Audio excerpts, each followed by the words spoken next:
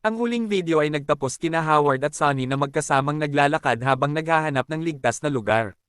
Nang magdesisyon si Howard na subukang hanapin ang silungan kung saan siya at si Sharon nanirahan sa huling laro. Nagsisimula ang susunod na kabanata sa kanila na naglalakad sa isang lugar na puno ng mga puno. Nakahanap siya ng maraming halaman na itinanam niya sa pangalawang laro. Nakakabaliw dahil nagsimula lang ito sa isang maliit na piraso ng lupa at ngayon ang halaman na ito ay kumalat. Sa lahat ng dako na nagpapatunay na ang panaginip na nararanasan niya ngayon ay naganap pagkatapos ng huling panaginip. Kung mahahanap niya ang dating silungan na ginamit niya, maaaring makita niya muli si 2003. Nagpatuloy silang naglalakad sa tila abandonadong mundo. Nakakita si Howard ng isang itinapong walis at kinuha ang hawakan nito. Pinatalas niya ang hawakan sa isang bato, at ngayon mayroon na siyang sibat, at alam natin kung ano ang kaya niyang gawin gamit ang isa nun. Sinusundan ni Sonny si Howard ng malapitan buong oras, at sa isang punto, narinig niya ang isa sa mga robot na aso na paparating at binaril ito agad. Sabi niya, magandang trabaho, at siya'y nahiya. Pagkatapos tinanong niya kung may girlfriend ba siya. Hindi niya inaasahan ang tanong na iyon, at sa totoo lang, hindi niya talaga alam kung paano sasagutin. Lumipas ang ilang oras, at nakita nating sinabi niya kay Sonny ang lahat tungkol sa relasyon niya kay Sharon. Sabi ni Sonny, medyo komplikadong kwento ng pag-ibig iyon. Sabi niya, oo, pero tapos na. Naaalala niya ang mga unang sandali pagkatapos siyang hiwalayan, ang mga tao na chismis tungkol sa kanya, ang kanyang kasamahan na si Donald na nagsasabi sa kanya na dahan-dahan lang sa alak, at siya'y nagsasabing okay lang siya, pagkatapos ay tinatanong kung iniisip ba nilang sumusobra na siya. Nagkatinginan si Donald at ang isa pang kasamahan. Tinanong ni Howard sila kung talagang hindi niya kalibel si Sharon. Nagbigay sila ng buntong hininga na sapat na ang sagot, at pagkatapos ay sinabi ni Donald na tanging mga magkaparehong antas ng lipunan lang ang maaaring magtagal. Nang bata pa siya, hinahangad niya ang kalayaan at pagnanasa, sabik na lampasan ang hadlang ng sosyal na antas. Pero nang tumanda siya, napagtanto niyang mahalaga ang magkaroon ng kasintahan na parehong antas ng lipunan. Parehong antas ng lipunan. Iniisip ito ni Howard. Noong panahong iyon, sinasabi sa kanya ng lahat na tanggapin na hiniwalayan siya, pero kinasusuklaman niyang aminin iyon. Hindi siya uri ng laruan na ginagamit lang at itinatapon. Ay nalalayan siya ni Sonny mula sa kanyang iniisip. Hinawakan niya ang kanyang kamay at sinabing nabanggit niyang nakilala niya si Sharon sa lugar na ito, tama. Hanapin natin siya. Mahuhuli nila siya at pilitin siyang magsabi ng katotohanan. Kung tumanggi siyang magsabi, parurusahan siya ni Sonny. Yun ang ginagawa nila kapag may nagkamali siya. Tinanong ni Howard kung hindi ba niya iniisip na sinusubukan niyang abutin ang isang bagay na hindi niya maaabot. Paano ang isang tulad niya mag-iisip na ligawan ang isang babaeng tulad niyon? Sinabi ni Sonny sa kanya na huwag sabihin iyon dahil sa tingin niya kamangha-mangha si Howard. Ano ang hindi maganda sa kanya? Sinagip niya ang buhay ni Sonny at matiyagang tinuruan siya kung paano ipagtanggol ang sarili. Laging sinasabi ng kanyang ina na dapat husgahan ang mga tao ayon sa kanilang ginagawa, hindi ayon sa kanilang sinasabi. Talagang sa tingin ni Sonny, mabuting tao si Howard. Katulad ng dati, nahiya si Howard matapos siyang purihin. Sabi ni Sonny, hindi siya susuko sa kanya. Hindi mahalaga kung sino ang sumubok na mangumbinsi sa kanya ng kabaligtaran, tama. At hindi, alam ni Howard kung ano ang sasabihin. Sinabi ni Sonny na sa halip na sabihin niyang hindi niya magagawa at magreklamo, dapat siyang suportahan. At sinabi niya na hindi siya kumpiyansang tao. Kapag nakikita niya ang isang talagang determinado at kumpiyansang tao, iniisip niya, wow, kamangha-mangha iyon. Mayroon siyang mga positibong katangiang wala ako. Gusto kong tulungan siya o gumawa ng isang bagay para sa kanya.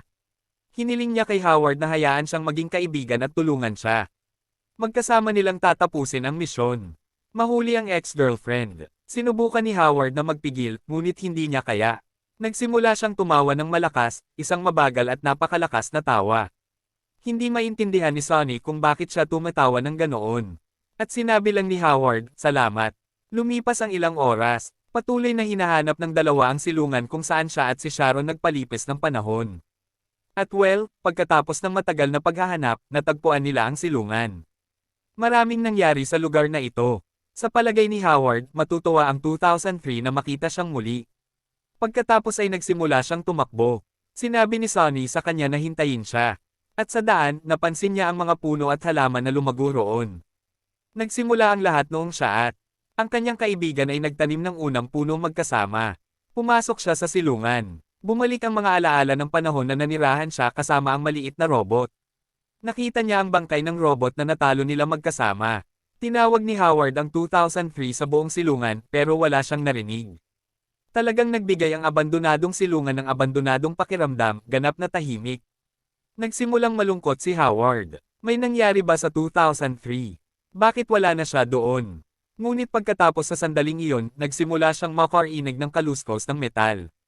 Tumingin siya at nakita ang karakteristikong maliit na braso at pagkatapos ang mga karakteristikong gulong. Naroon siya, ang robot na 2003, eksakto kung paano niya ito naaalala. Ang bida ay labis na nasisiyahan. Naroon siya, at pagkatapos ay tumakbo siya papunta sa kanyang kaibigan. Tinanong niya kung bakit hindi tumugon ang robot nang tinatawag niya. Tinanong niya kung namiss siya ng robot at niyakap ito. Ngunit sa sandaling iyon, naramdaman ni Howard ang matinding sakit sa kanyang tiyan na parang nasaksak ng kutsilyo. At agad siyang bumagsak sa lupa, hawak-hawak ang lugar at nararamdaman ang dugo na dumadaloy mula sa kanyang katawan. Ang maliit na braso ng 2003, ang kanyang armas ay umuusok. Binaril niya si Howard na ngayon ay nawawala ng maraming dugo. Itinutok ng robot ang kanyang armas ng direkta sa mukha ni Howard na nanginginig at nararamdaman ang kanyang lakas na humihina habang tinatanong niya ang 2003 kung ano ang ginagawa nito. Aktibado ang command ng paglilinis, Master Kill Mode. Ang kanyang armas ay nagsisimulang mag-charge ng isang shot at hindi makapaniwala si Howard sa nangyayari. Ang ulo ng robot 2003 ay tinamaan ng isang laser shot at bumagsak ito sa lupa agad. Mukhang sulit ang pagtuturo sa kanya kung paano mag-shoot. Sa sandaling iyon, ang nahulog na robot 2003 ay nagsimulang maging somewhat translucent at magbago ng hugis. Ang katawan nito ay nagbago hanggang sa magmukhang isa sa mga robot na aso. Ngunit patuloy ang pagbabago ng anyo nito at naging isang robot na paniki. At patuloy itong nagbabago ng hugis hanggang sa wakas ay nagsiwalat ng isang uri ng ultra-teknolohikal na robot. At sa gayon nagtatapos ang kabanata, nagsisimula ang susunod na kabanata sa ating bida na sugatan sa lupa. Nawawalan siya ng napakaraming dugo. Humihingal si Howard. Kaya, nangangahulugan ba ito na mawawala na siya sa laro? Nang ganito kabilis, si Sonny ay tumingin sa kanya, hindi alam kung ano ang gagawin. Marami na siyang nawalang dugo. Ano ang dapat niyang gawin para mapigilan ang pagdurugo? Nakita niya ang backpack nito at nagsimulang maghanap ng anumang makakatulong pero wala siyang nahanap. Ano ang dapat niyang gawin? Nagsimulang manginig si Howard at nagsabing malamig siya sa mahina niyang boses. Nawala na siya ng napakaraming dugo kaya nagsisimula ng lumamig ang kanyang katawan. Tinanggal ni Sonny ang kanyang jacket at inilagay ito sa sugat ni Howard pero patuloy pa rin itong nanginginig at sinasabing malamig siya. Tinanggal ni Sonny ang kanyang vest at inilagay rin ito sa kanya pero hindi pa rin ito gaanong nakatulong. Patuloy pa rin ang panginginig at lamig ni Howard. Dahil iniisip na wala ng ibang paraan, nagdesisyon si Sonny na tanggalin ang kanyang palda at gamitin ito para subukang painitin si Howard. Alam niyang hindi nito lubusang maaayos ang sitwasyon pero ito na ang pinakamabuting magagawa niya para sa kanya. Pagkatapos ay narinig niyang may paparating na kaluskos ng mga kagamitan. Lumingon siya at nakita siyang muli. Master, nahanap ko sila. Nandito sila. Ito ay ang mamamatay tao na robot. Bumalik ito. Kinuha ni Sonny ang sandatang ibinigay sa kanya ni Howard. Susubukan niyang protektahan sila sa anumang paraan. Nanginginig, itinutok ng dalaga ang baril sa robot na nakatayo lamang doon at nagmamasid. At pagkatapos, pinindot niya ang gatilyo. Nagsimulang mag-charge up ang sandata para sa isang shot. At pagkatapos, natapos ang kabanata. Ang susunod na kabanata ay nagsimula na lahat ay itim at may isang batang robotic na boses na nagsasabing, Master, ang pagdurugo sa tiyan ay napigilan na. Nalinis at natahina ang sugat. Isang boses ng isang mas matandang lalaki ang sumagot. Sige. Pagkatapos ng ilang pahinga, magiging maayos na siya. Ayos. Salamat, Master. Tinuruan mo ako kung paano magligtas ng tao. Magaling ang ginawa mo, at huwag mo akong tawaging Master. Tawagin mo akong Tatay. Master. Lumipas ang mahabang oras, at nagising si Howard na nagulat. Natahina ang kanyang sugat. Sino ang gumawa nito? Katabi niya, si Sonny ay natutulog na nakasandal sa kama. Hindi siya iniwan ng dalaga kahit isang saglit. Huwag kang gagalaw. Kailangan mo pa ring magpahinga. Nandoon siya, ang na si Robot 2003, eksaktong gaya ng natatandaan niya. Hindi, ito ay isang patibong, pero kinuha nila ang sandata ni Howard. Isang boses mula sa labas ng silid ang nagsabing dahan-dahan lang siya. Isang matandang lalaki na nasa wheelchair ang lumitaw. Nagsasabing hindi sila mga kalaban. Lumipas ang ilang oras at ikinwento ng matandang lalaki kay Howard ang buong sitwasyon doon. Nagulat ang bida sa natuklasan na ang mga makina ay nagtaksil sa sangkatauhan. Sinabi ng matandang lalaki na wala na silang gaanong oras, kaya diretso na siya sa punto. Ilang taon na ang nakalipas, ang industriya ng matatalinong robot ay mabilis na umunlad sa buong mundo. Una silang ginamit sa malakihang produksyon sa industriya, at pagkatapos ay unti-unting pumasok sa mga tahanan bilang mga yaya. Nililinis nila ang bahay, ipinapasiyal ang aso, hanggang sa naging isang malaking sakuna ito. Isang artificial intelligence na tinawag na Tai Chi ang nalikha mahigit isang taon na ang nakalipas. Dinisenyo ito upang tumulong sa mga opisina ng katalinuhan ng mga bansa, at sa loob ng isang taon, nagtrabaho ito ng perpekto ayon sa nararapat, hanggang sa bigla, hulaan mo. Bumalik laban sa sangkatauhan ang artificial intelligence na ito.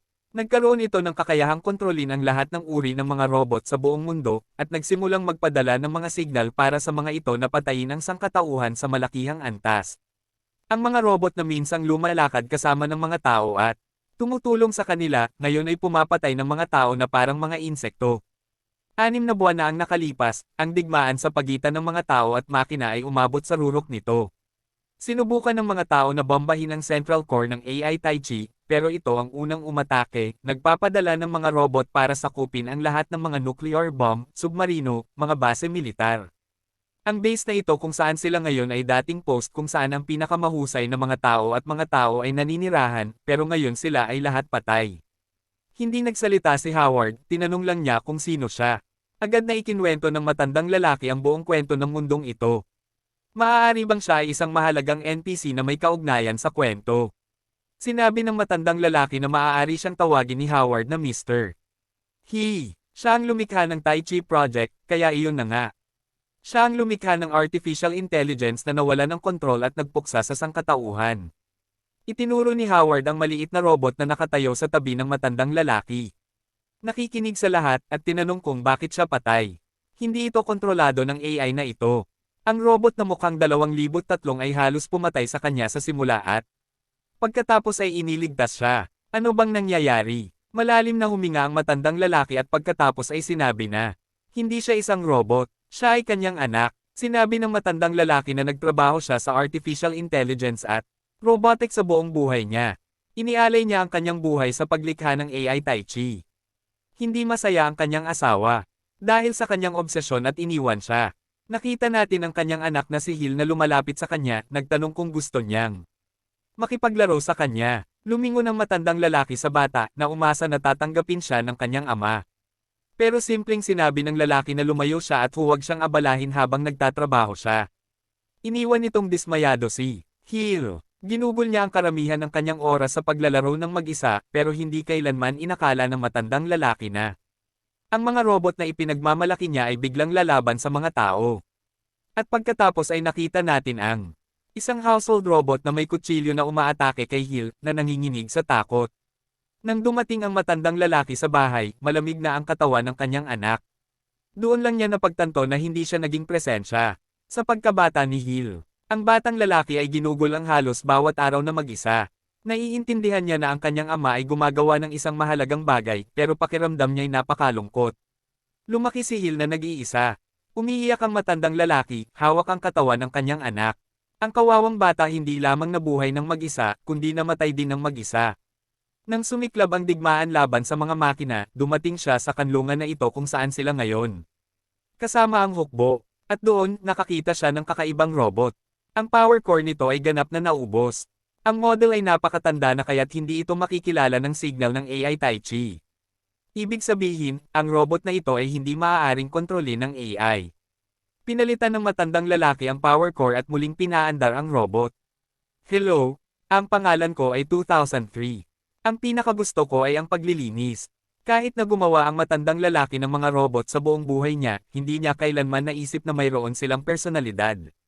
Pero ang robot na ito ay kumilos na parang tao, na para bang talagang may personalidad ito. Isang napakapalakaibigang personalidad. Napakapalakaibigan na pinayagan pa nito ang matandang lalaki na ilagay ang utak ng kanyang anak sa mekanikal na katawan nito. Nang sinabi niya ito, hindi alam ni Howard kung ano ang iisipin. Sinabi ng matanda na sa lahat ng robot na ginawa niya, ang isang ito ang pinakamatalino. Nabigla si Howard. Kaya pala, siya ay parehong si 2003 at anak ng matanda.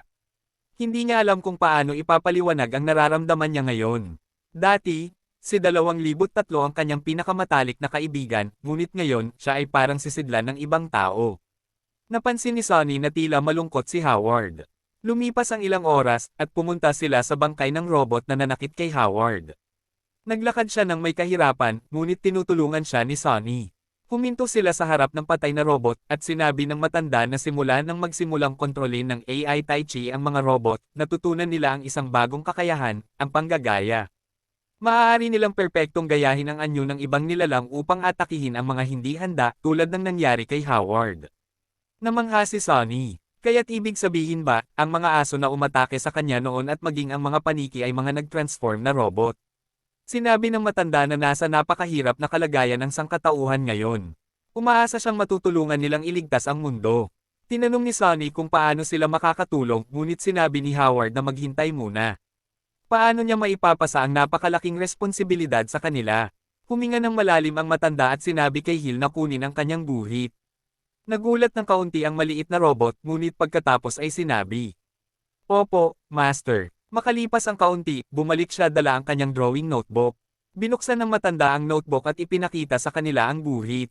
Agad na nakilala ni Howard ito. Siya, si Sharon, at si 2003. Tinanong ng matanda si Hill kung kilala niya ang mga taong iginuhit niya. Sinabi ng robot na hindi. Kaya't tinanong niya kung bakit niya ito iginuhit. Hindi ko alam. Ang kanilang mga mukha ay patuloy na lumilitaw sa aking isipan. Hindi ko sila malimutan. Ang taong ito ay napakalakas. Kaya niyang talunin ang maraming mga robot. Ipinilit niyang magtanim ng mga halaman at sa kabila ng lahat ng balakid, nagtagumpay ang kanyang plano. Sinabi ng matanda na dahil sa maliit na plantasyon na sinimulan ng taong ito, unti-unting nakabawi ang ekolohiya. Ang kapaligiran ay nagbago mula sa pagiging labis na tigang at malupit patungo sa pagiging tirahan. Mula roon, unti-unting nakabawi ang populasyon, at sa paglipas ng panahon, bumalik ang sibilisasyon. Ang taong ito sa guhit ay ang tagapagligtas ng sangkatauhan. Nabigla si Howard. Hindi niya inaasahan na ang kanyang trabaho ay magkakaroon ng napakalaking epekto sa kasaysayan ng mundo. Si Sonny ay nagising na at nakatayo kasama nila, tinitingnan ang guhit. Sinabi ng babae na ang lalaking nasa guhit ay kamukhang kamukha ni Howard. Tila may nagtakang iguhit siya. Ngunit sinabi ni Howard na ang lalaking ito ay nabuhay daan-daang taon na ang nakalipas. Siguro nagkataon lang na magkamukha sila. At sa loob niya, iniisip niya kung ano ang mangyayari kung sasabihin niya sa kanila na siya ang lalaking nasa guhit. Magdudulot ba ito ng kaguluhan sa kasaysayan o sa laro? Mas mabuting huwag nang subukan. Sinabi ng matanda na tama iyon. Walang paraan na ang bayani mula daan-daang taon na ang nakalipas ay buhay pa. Pagkatapos, sinabi niyang kailangan niyang magpadala ng isang mahalagang mensahe. Mayroon siyang natuklasang mahalagang bagay. Natagpuan niya ang paraan upang tapusin ang Tai Chi Artificial Intelligence. Sa labas, nakikita natin ang mga robot na hayop na sinusubukang sumalakay sa silungan. Mukhang matagal na nilang sinusubukan ito. Isang robot na oso ang gumagamit ng lahat ng kanyang lakas upang atakihin ang gate ng pasukan. Sa loob, sinabi ni Howard sa matanda na, naiintindihan niya, kamangha-mangha siya. Kaya't ngayon, ang kailangan lamang gawin ay dalhin ang mensaheng ito sa isa pang human military base na tinatawag na Nebula. Sinabi ng matanda na oo, at naipinakita na niya kay Hill ang tamang lokasyon. Hiniling niyang dalhin siya ni Howard kasama nila, upang siya ay makapaggabay sa kanila sa daan. Sa sandaling iyon, nagawa ng mga robot na hayop na sirain ang pasukan ng silungan. Sumasalakay na sila. Tumingin ang matanda kay Howard at sinabi, "Aking batang kaibigan, mayroon akong personal na kahilingan. Maaari mo ba akong tulungan sa bagay na ito?" Tinanong ni Howard kung ano ito, at pagkatapos ay bumulong ang matanda sa kanya upang hindi marinig ng iba. Sinakop ng mga robot na hayop ang silungan. Ang mga killer robot dogs ay tumakbo sa mga pasilyo hanggang sa wakas ay natagpuan nila ang ating mga bayani. Sumigaw ang matanda na umalis na sila kaagad. Siya ang haharap sa kanila. Hindi nagdalawang isip si Howard. Kaagad niyang hinawakan si Sonny at ang robot sa braso, at sila'y tumakas. Nang makita niyang malayo na sila, lumapit ang matanda sa isang panel. Sa panel na iyon, may malaking pulang button. Si Howard at ang dalawa ay nasa labas na ng silungan ng magkalakas loob ang matanda na pindutin ang button, at pagkatapos, boom! Malakas na sumabog ang buong silungan na itinapon sila. Inalagaan ni Howard na masalag sila mula sa mga debris ng pagsabog. Lumingon sila upang makita kung ano ang dati ay isang silungan, ngayon ay apoy na. Hindi makapaniwala si Sonny. Ang matanda ay nagpakamatay. Ang maliit na robot na nakatayo roon at tumitingin dito ay nagsimulang tumalon at magdiwang. Tumatalon siya sa tuwa mula sa isang panig patungo sa kabila. Tinanong ni Sonny kung ano ang nangyari sa kanya. Nag-malfunction ba siya dahil sa pagkawala? Ngunit hindi iyon ang dahilan. Alam ni Howard kung ano iyon. Sinabi sa kanya ng matanda na nagsinungaling siya sa robot, sinabing ito ay isang laro, hindi isang digmaan. Sinabi niya na maaari siyang pumunta sa susunod na yugto ng laro kung tatapusin niya ito, at hanggat naglalaro siya ng mabuti, siya'y magtatagumpay. Mabigat iyon para sa isang bata. Nang tanungin niya ito, sinabi ni Howard na ang kanyang ama ay naghihintay sa kanya sa dulo ng laro. Pagkatapos ay may flashback tayo ng kwento ni Little Hill. Siya ay isang napakatalino na bata na mula sa murang edad ay nakahanap ng mga paraan upang maaliw ang sarili dahil palaging abala ang kanyang ama sa trabaho. Mahilig talaga siya sa mga video game at kahit gumawa ng isang maliit na fighting game kung saan maaari siyang maglaro kasama ang nakakatawang robot. Kahit na palaging mag-isa, hindi siya mukhang malungkot. Ngunit gayunpaman, isang araw may nangyari. Nagising si Hill at napagtanto niyang nagbago ang kanyang katawan. Nasa isang kakaibang lugar siya. Natakot si Hill, ngunit sinabi ng kanyang ama na huwag siyang matakot. Sinabi niyang lumikha siya ng isang bagong kamangha-manghang virtual reality game, at ngayon ay naglalaro siya bilang robot na si 2003. Ang tunay niyang katawan ay nasa bahay pa rin, at kapag natapos niya ang laro, maaari siyang bumalik. Masaya si Hill. Tila ito ay isang napakasayang laro. At pagkatapos ay tinanong niya ang kanyang ama, ano ang kanyang papel sa laro. At sinabi ng matanda na siya ang kanyang ama, syempre. Ama. Ang mga tao ay may ama, ngunit hindi ako tao. Ako ay isang robot. Ang mga robot ay may mga master, hindi ama. Nang magising si Hill, medyo malabo ang kanyang kamalayan. Pakiramdam niya kilala niya ang lalaking nasa harap niya, ngunit hindi siya sigurado dito. Ang salitang, ama, ay parang pamilyar, ngunit sa parehong oras kakaiba sa kanya. Master, ano ang problema? Nalulungkot ka ba? Sinabi ng matanda, hindi, masaya ako. Masaya. Ako dahil nandito ka sa akin. Si Hill ay isang bata. Hindi niya kailangan ng marami upang maging masaya. Masaya siya sa paglalaro ng isang cool na laro at kasama ang may kaibigan. Tama ang master. Malaya ako sa laro. Pwede kong gawin ang kahit ano. Unti-unting nagsimulang magpakita ng interes si Hill sa pagpipinta. Minsan, nahuli siya ng matandang lalaki na nagbabasa ng libro tungkol sa pilosopiya. Nakikita namin na pareho silang malaking tulong sa pakikipaglaban ng mga tao laban sa mga makina, parehong ang matandang lalaki at si Hill. Pero sa mga oras na iyon, tila labis na nahihirapan ang matanda, at sa isang pagtatangkang mapagan ang pasanin ng kanyang master, nagsimulang manahi at magayos ng mga manika si Hill. Sa una, medyo clumsy siya, pero sa pagsasanay, nagsimula siyang humusay, at nagsimula siyang tumulong sa mga nasugatan sa mga labanan. Minsan, may mga kakaibang alaala na lumilitaw sa kanyang kamalayan tulad ng mga silap ng nakaraang buhay. Sinabi ito ni Hill sa kanyang master na nagsabi na ito ay normal lamang. Siya ay isang robot at inaasahan na mayroon siyang ilang alaala. Si Hill, robot, 2003, ay iniisip na kung sinabi ng master na ganoon, wala siyang dapat ipag-alala. Sinabi ng matanda sa kanya na huwag siyang tawagin na master, kundi tawagin siyang tatay. Iniisip ng robot na may kakaibang ugali ang kanyang master na laging pinapakiusap na tawagin siyang tatay. Sinabi ng master na maaari akong magpatuloy sa susunod na level pagkatapos makumplito ang naunang isa. Lahat sila ay natahimik ng ilang segundo, nakatingin sa nasusunog na kanlungan. Hey! Natapos ko ang unang level. Walang sinabi si Howard. Kailan ko sila makikita? Kailan ko ulit makikita ang master? Huminga ng malalim ang ating bida. Sa harap nila, ang dating kanlungan, na ilang siglo na ang nakalipas ay naging tirahan din ni Howard, ngayon ay isang malaking bola ng apoy. At pagkatapos, sinabi ni Howard na kapag natapos niya ang lahat ng level, makikita niyang muli ang kanyang master. Pagkatapos, tumalikod siya at naglakad palayo, tinatawag ang dalawa na pumunta sa Nebula Base.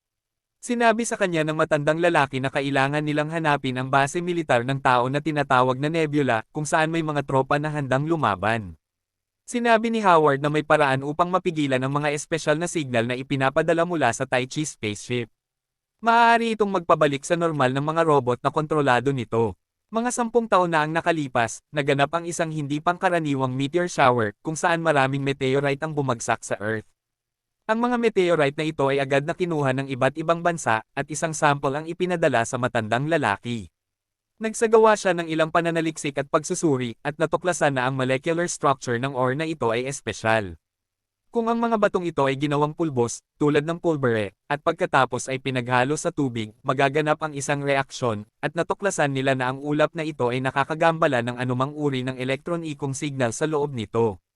Ang ulap na ito ay patuloy na lalaganap, aabot sa mas maraming tubig sa buong lungsod, polalawakan ang apektadong saklaw, at tiyak na hindi ito madaling mawala. Upang harapin ang pinakamalaking krisis na hinarap ng sangkatauhan, ang plano ng ulap ay kailangang isagawa kaagad. Ang lahat ng mga batong meteorite ay maaaring gawing pulbos at ikalat sa kalangitan ng lahat ng bansa. Sa maikling panahon, ito ay magbubuo ng isang makapal na ulap na sapat upang takpan ang buong planeta.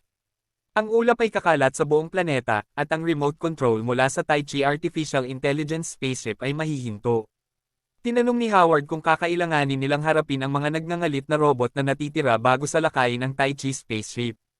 At sinabi ng matandang lalaki, oo. Tinanong ni Howard kung saan nakatago ang mga batong meteorite, at sinabi ulit ng matandang lalaki, Nebula Base.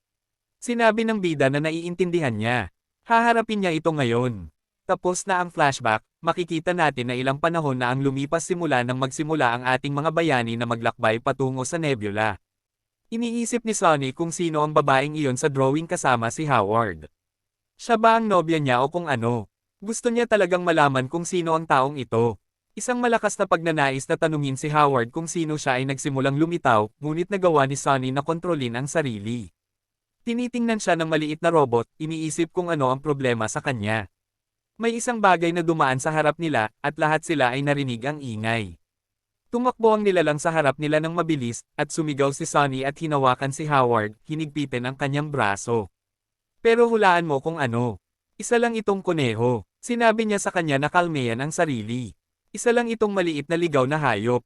Siya ay huminga ng maluwag, at patuloy na pinanood siya ng maliit na robot. Lumipas ang ilang oras, at nagpa siya silang magpahinga. Marahang hinawakan ni Hill ang kamay ni Howard na lumingon sa robot. Howard, pwede ka bang sumama sa akin? Kaya sumama ang bida sa robot sa isang tahimik na lugar. Tinanong niya kung ano ang problema. Sinabi ni Hill na may mali sa katawan ni Sonny. Tinanong ni Howard kung ano ang problema, at sinabi ni Hill na ito ay tungkol sa kanyang puso. Naging kabado ang bida at tinanong kung seryoso ba ito. Oo, maaaring delikado. Nagsimulang kabahan si Howard, tinanong kung sigurado ba siya. Wala tayong mga gamit pang medikal dito sa kagubatan. Kung may mangyari, wala tayong magagawa. Howard, halika rito. Hayaan mong ipaliwanag ko sa iyo. At pagkatapos ay sinabi ni Hill kung ano ang napansin niya kay Sonny. Tinawag nila ang dalaga. Tinanong niya kung ano ang nangyayari, at itinulak siya ni Hill patungo sa ating bida. Na nakatayo roon, naghihintay na makita kung totoo nga ang sinabi ng robot. Tumayo si Sonny malapit sa kanya at mukhang medyo kinakabahan. Ibinaba niya ang kanyang tingin, medyo nahihiya, at si Howard ay nagmasid lamang. Hinawakan ng robot ang kanyang braso at nagsimulang umalis. Iniwan siya ng ilang metro mula kay Howard. Tinanong ni Sonny si Hill kung ano ang ginagawa niya. Wala, sabi ni Hill, at hiniling sa kanya na magpahinga muna. Pagkatapos, sinabi ni Hill kay Howard na sinuri niya ang tibok ng kanyang puso, at ito'y kakaiba. Sa isang punto, bumilis ang tibok ng kanyang puso at nagpakita ng sintomas ng ventricular arrhythmia. Ngunit bumalik ito sa normal. Naisip ni Howard na natutunan ni Hill ang kaalaman sa medisina mula sa matandang lalaki, at hindi siya magsisinungaling sa kanya. Ngunit hindi napansin ni Howard ang anumang kakaiba kay Sonny sa kanilang paglalakbay. Pinanood sila ng dalaga habang kumakain ng wafer. Iniisip na parang matagal nang magkakilala ang dalawang ito. Sa sandaling iyon, sinubukan niyang lunukan ang wafer. Ngunit nasamid siya at hinimas ang kanyang dibdib para makatulong. Nakita ito ni Howard at inisip na totoo nga. Mukhang may problema nga sa puso si Sonny.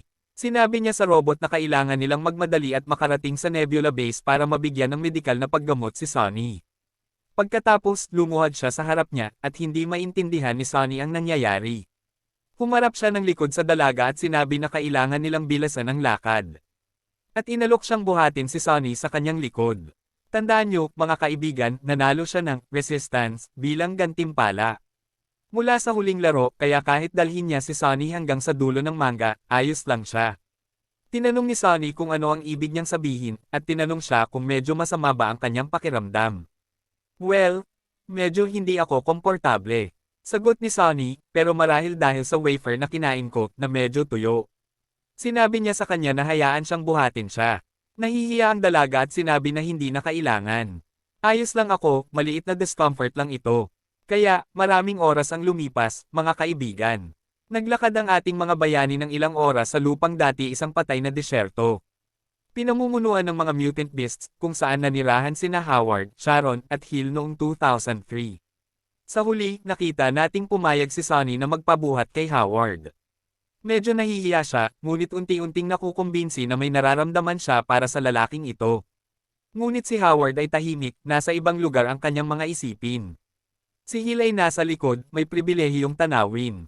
Medyo kinakabahan siya, ngunit dahil sa patuloy na pagbilis ng tibok ng puso ni Sunny. Kaya, mga kaibigan, pagkatapos ng isang araw ng camping sa kagubatan, natagpuan nila ang Nebula Shelter. Ito ay isang malaking kanlungan, mas malaki, kaysa sa luma nilang tinuluyan. Sa langit, may isang ibong tila sumunod sa kanila doon na umiikot sa ibabaw ng kanlungan. Isang agila iyon, at sa kanyang sobrang talas na paningin, na i-record nito ang lahat. Pagdating nila sa kanlungan, agad nilang dinala si Sunny para gamutin ng mga doktor. Ngunit patuloy na sinasabi ni Sunny na hindi siya may sakit. Nag-push up pa siya sa harap ng mga doktor para ipakita kung maniniwala sila sa kanya. Samantala, pumunta si Howard upang makipagkita sa leader ng kanlungan na nasa sabik sa plano ng matandang lalaki. Pagkatapos ay dinala niya si Hill sa lugar kung saan iniingatan ang mga meteorite. Sinabi niya kay Howard na ang lugar na ito ay may pinakamataas na seguridad na karaniwang hindi pinapapasok ang sinuman. Samantala, isang malaking grupo ng mga ibon ang umiikot sa lugar. Sinabi ng leader ng kanlungan kay Howard na mag-recruit siya ng team upang simulan ang pagpapatupad ng plano sa fog na iminungkahi niya. At iyon nga ang ginawa niya. Isang grupo mula sa kanlungan ang nagsimulang maghanda ng mga meteorite para gawing pulbos. Isa sa kanila ay nadapa at halos mabitawan ang meteorite at agad siyang pinagalitan ng leader na sinabi sa kanya na mag-ingat. Dahil ang mga mineral na ito ang maaaring kaligtasan ng sangkatauhan. Agad namang humingi ng paumanhin ang lalaki. Isa sa mga taong naglilipat ng meteorite sa laboratorio ang nakakita ng isang ibong lumilipad sa koridor. Nagtaka ang lalaki kung paano nakapasok ang ibon habang kinuha ng hayop ang isa sa mga meteorite gamit ang kanyang mga kuko. Sa sandaling iyon, isang pasukan ang tuluyang nabasag. At ang grupo ng mga ibon mula kanina ay nagsimulang sumalakay sa mga koridor ng kanlungan, hinahanap ang mga meteorite. Naabot nila ang laboratorio kung nasaan si Howard, mabilis na naghasik ng kaguluhan. Ngunit nang akala ni Howard na sila at ang mga tao sa kanlungan ay aatakihin. Umalis ang mga ibon. Pagkatapos ay napagtanto niyang nawala lahat ng bato. Nashock ang leader ng kanlungan. Ang mga hayop na iyon ay dumating para nakawin ang mga meteorite. Pinanood ni Howard at ang leader ng kanlungan habang lumilipad ang kawin ng mga ibon dala ang pinakamalaking pag-asa ng sangkatauhan para tapusin ang digmaang ito. Nainis si Howard. Binuksan niya ang kanyang kamay at nakita ang natira, ilang piraso lamang ng mineral na maaaring tumapos sa digmaang ito. Dito nagtatapos ang episode ngayon, mga kaibigan.